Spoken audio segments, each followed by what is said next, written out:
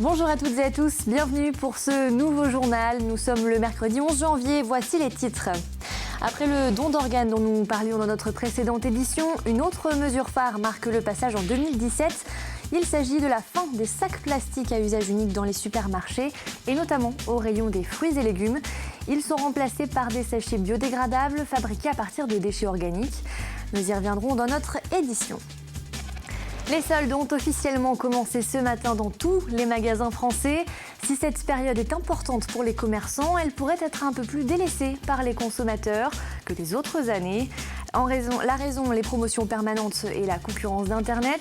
Alors pour frapper fort et ramener les consommateurs dans les magasins, les commerçants ont décidé de casser très fortement les prix dès le début. Enfin, Garo, trou de mémoire lors du casting du célèbre télécrochet de France de N'oubliez pas les paroles. L'équipe de casteurs était dans notre département ce lundi et une centaine de Vendéens est venue pousser la chansonnette en espérant séduire le jury. 12 ont été retenus après plusieurs phases de tests et ils sauront d'ici 6 mois s'ils pourront participer à l'émission.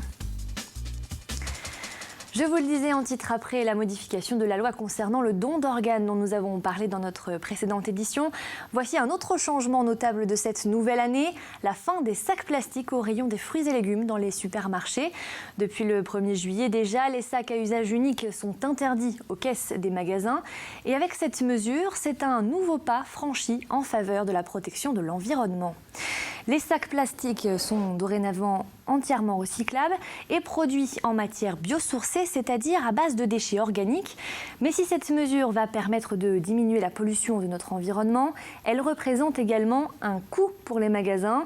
La Fédération des entreprises du commerce et de la distribution évalue à 300 millions d'euros le surcoût de cette disposition. Samuel Grasset. Il avait déjà disparu des caisses des supermarchés. Le sac plastique à usage unique est désormais banni de l'ensemble des magasins. Il faisait encore de la résistance, principalement dans les rayons fruits et légumes.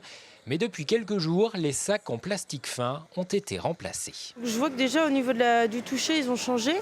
Et je vois également qu'il y a écrit « Pensez au tri », donc je pense que ce sont des sacs recyclables. La nouvelle réglementation entrée en vigueur au 1er janvier impose en effet désormais aux commerçants de distribuer des sacs biosourcés et compostables. Cette enseigne de la grande distribution a donc dû modifier ses commandes de sacs plastiques. Des sacs en plastique qui sont à base d'amidon de maïs, donc biodégradables et recyclables, contrairement aux sacs précédemment distribués dans les magasins. Alors, la mise en place de ces sacs-là a un coût supplémentaire, de l'ordre de 3 à 4 fois le coût des sacs précédemment utilisés. Un changement de réglementation pas toujours simple. L'enseigne a travaillé plusieurs mois pour choisir un modèle de sac plastique alternatif. Et celui trouvé pour le moment n'est pas idéal. On ne voit pas grand-chose à travers. On est obligé de regarder bien les fruits pour savoir ce que c'est. Les sacs plastiques ordinaires, eux, n'ont pas pour autant totalement disparu du magasin. À la boulangerie, par exemple, leur utilisation est encore possible. Un pain qui serait distribué en rayon, donc emballé en libre service. On a toujours l'autorisation d'avoir un sac plastique dit traditionnel, comme on avait auparavant. Par contre, à partir du moment où on fait du service client et qu'on met à disposition une poche au moment où le client vient chercher un pain en vitrine, on n'a plus d'autorisation de donner ce genre de sac. Et donc on a remplacé le sac par un produit papier. Mais la tendance est là, le plastique non recyclable déserte petit à petit notre quotidien. La prochaine étape, ce sera en 2020 avec l'interdiction des gobelets, verres et assiettes en plastique jetables. Au chapitre santé, la grippe est très virulente cette année, comme vous le savez. Ce mercredi matin, la ministre de la Santé, Marisol Touraine, a averti que le bilan de l'épidémie serait, je cite, probablement lourd. Et elle a appelé les hôpitaux à reporter les opérations non urgentes. Une manière de les désengorger et d'avoir plus de place pour accueillir les patients atteints de la grippe. Car en effet, le nombre d'hospitalisations est passé de 617 entre le 19 et le 25 décembre à plus de 1000 ces dernières semaines, selon l'agence sanitaire. Le nombre de malades ne cesse d'augmenter et ce n'est pas près de s'arrêter selon les observateurs, car le pic épidémiologique n'est pas encore atteint. Autre épidémie en cours en ce moment, celle de la gastro-entérite. Comme vous pouvez le voir sur cette carte du réseau Sentinelle, notre département et plus largement la région sont en rouge. En 8 semaines d'épidémie, plus d'1 million de personnes ont consulté un médecin pour des symptômes liés à cette maladie. Quelques règles d'hygiène à respecter pour éviter toute contamination. Limiter le contact avec des personnes à risque, bien se laver les mains et surtout se couvrir la bouche en éternuant. Parlons politique à présent, à la veille du premier débat télévisé entre les 7 candidats de la primaire de la gauche. En Vendée, un comité de soutien à Arnaud Montebourg s'est créé. À sa tête, Maïa Flin, conseillère régionale des Pays de la Loire et membre du bureau national du Parti socialiste. Et Romain Bossis, membre de la fédération vendéenne du PS et ancien président des Jeunes socialistes. Le binôme revendique une petite 50aine d'inscrits sur le site d'Arnaud Montebourg. Ils se disent prêts à s'engager dans la campagne. Ensemble, ils espèrent faire entendre les idées du candidat et défendre son programme. On les écoute. Il incarne un projet, il a vraiment un projet global pour le pays, il a vraiment une vision pour ce pays, une vision d'avenir, une vision positive. Je crois que c'est aussi extrêmement important d'insister. Voilà, tout ne va pas mal, donc il a une vision très positive. Je le soutiens vraiment par rapport à son projet actuel. Je le disais tout à l'heure, je soutenais déjà Arnaud Montebourg aux primaires en 2011. Et c'est pas pour ça que je le soutiens cette fois-ci, parce que je trouve que même si on retrouve bien ses valeurs, on retrouve bien les thèmes qui lui sont chers, mais il a vraiment su aussi se renouveler. Il a un projet qui est vraiment actuel, qui répond aux difficultés actuelles et qui ne met aucun sujet de côté. Ce matin, les magasins ont ouvert leurs portes et ont officiellement lancé ces 6 semaines de soldes. Jusqu'au 21 février, près de 70% des Français ont l'intention d'aller profiter des bonnes affaires. Chaque année, cette période est attendue par les commerçants, même si depuis quelques temps, avec la multiplication des promotions et de la concurrence d'Internet, les consommateurs ont tendance à la délaisser un peu. Alors pour les attirer, les commerçants ont décidé de frapper fort dès les premiers jours avec des démarques importantes. Et c'est ce que sont venues chercher ces familles lyonnaises. Reportage de Pierre Dalicieux. Ce qui marque pour ce premier jour de solde, ce sont les rabais importants. Cette année, certains magasins ont décidé de commencer fort pour attirer du monde. Car depuis quelque temps, le lancement des soldes a tendance à s'essouffler un peu. Un démarrage de solde à moins 70% sur une partie de la collection, non, en effet, c'est plutôt une première. Le but, c'est en effet d'attaquer fort dès le départ, de faire plaisir à tout le monde. Vraiment être offensif et voilà, s'il n'y a plus de pointure, il n'y a plus de pointure, il n'y a plus de stock, il n'y a plus de stock. C'est pas un problème de surstock, hein. C'est vraiment un choix de la marque, c'est-à-dire être offensif et faire plaisir dès le départ. Chaussures, vêtements, tout est là pour le plus grand bonheur des clients qui viennent bien souvent accompagnés de leurs enfants. Ces 6 semaines de soldes qui démarrent sont l'occasion pour beaucoup de remplir les armoires sans se ruiner. C'est vrai que quand on peut attendre un petit peu les soldes, oui. Voilà, hiver comme été, oui. Ça nous permet de leur faire plus plaisir. Côté ameublement et électroménager, les soldes sont incontournables pour la plupart des enseignes. Car bien souvent, les clients attendent cette période pour s'équiper. Les vêtements, il y a les ventes privées toute l'année, donc il n'y a pas besoin d'attendre les soldes, alors que ce genre d'achat, du coup, ça vaut le coup d'attendre les soldes. Ouais. Les soldes représentent une partie importante du chiffre d'affaires de ce magasin, qui s'attend cette année à de bons résultats pendant ces 6 semaines. Depuis une semaine, il y avait beaucoup de clients qui venaient en magasin. Donc on a questionné à l'aide d'enquêtes pour savoir leur motif de venue en magasin, qu'est-ce qu'ils recherchaient.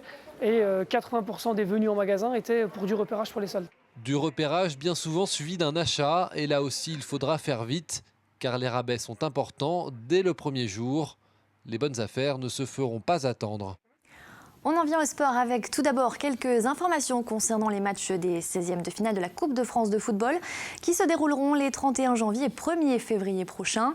Nos 2 clubs vendéens ont choisi quel jour ils préféreraient jouer, mais c'est à présent à la Fédération française de football de trancher. Ce qui est sûr, c'est que les Herbiers joueront bien au stade Massabielle contre Guingamp, actuellement 5e de Ligue 1. Le jour et l'heure précis des rencontres seront annoncés par Eurosport. Le Poiré-sur-Vie, quant à lui, qui affrontera le club de Strasbourg, n'est pour l'instant pas encore sûr de l'accueillir au stade de Lidonnière.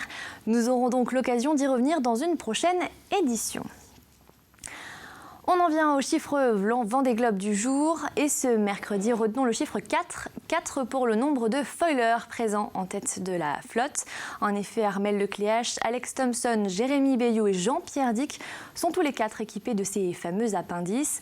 Avant le départ le 6 novembre dernier, tous s'interrogeaient sur cette nouveauté technique et sur ses capacités à emmener les skippers vers la victoire. Ce chiffre semble donc révéler que posséder des foils sur un tour du monde à la voile sans escalée, sans assistance, peut être un sacré avantage. À l'arrière, Éric Bellion est le premier bisu de l'édition à franchir le fameux Cap Horn. Il l'a dépassé en milieu d'après-midi et il est suivi par le néo-zélandais Conrad Coleman. Les conditions météo se sont calmées dans cette région du globe et il devrait pouvoir naviguer plus tranquillement que Nandorfa.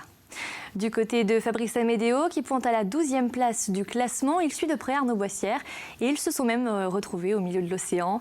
Un petit moment de plaisir pour ces deux solitaires. On écoute. Ouais les amis, un truc de dingue. Il y a Arnaud Boissière à vue, putain, c'est énorme. La Micaline. Après 18 000 milles de course, c'est énorme. Je sais pas si vous le voyez. Je zoome à bloc. Moi je le vois, sur la ligne d'horizon.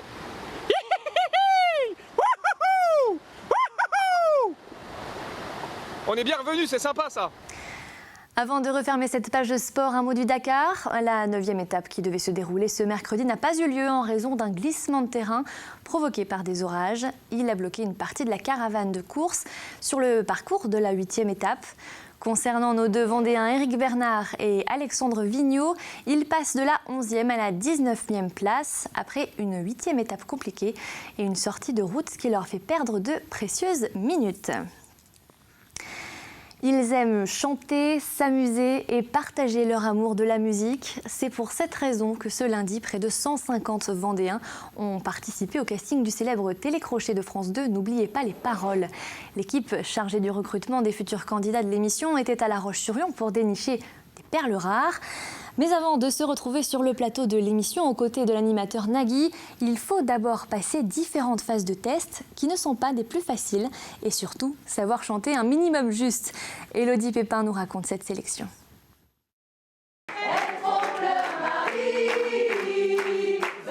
Nous ne sommes pas dans une chorale, mais au casting de l'émission N'oubliez pas les paroles. Ces 40 candidats sont les rescapés de la première étape de sélection. Au début, ils étaient le double, l'ambiance était plus scolaire. Il s'agissait de remplir un texte à trous dans une liste de chansons francophones. Une épreuve pas facile. Ça s'est pas très bien passé, il y a peu de chansons que je connaissais par cœur. Puis sans l'air, c'était compliqué, donc voilà. Et l'air, justement, il vaut mieux le connaître. C'est la seconde étape. Chaque candidat doit interpréter une chanson dynamique a cappella. Certains n'en sont pas à leur premier essai, comme Karine.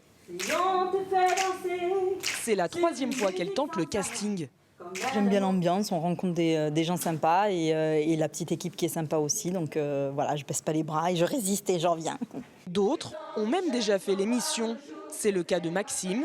Il y a 1 an, il était sur le plateau avec Nagui. Je suis plus à l'aise parce que du coup, le casting n'a pas trop changé. Il y a toujours les 3 mêmes épreuves. Du coup, je pense que j'étais un peu plus à l'aise que la première fois. Mais voilà, c'est toujours un peu intimidant quand même de chanter comme ça devant peu de monde, dans un petit espace comme ça. C'est différent.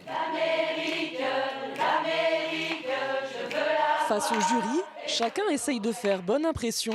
Car en plus d'avoir un bon niveau vocal, il faut aussi être dynamique et souriant. Bref, déclencher un coup de cœur.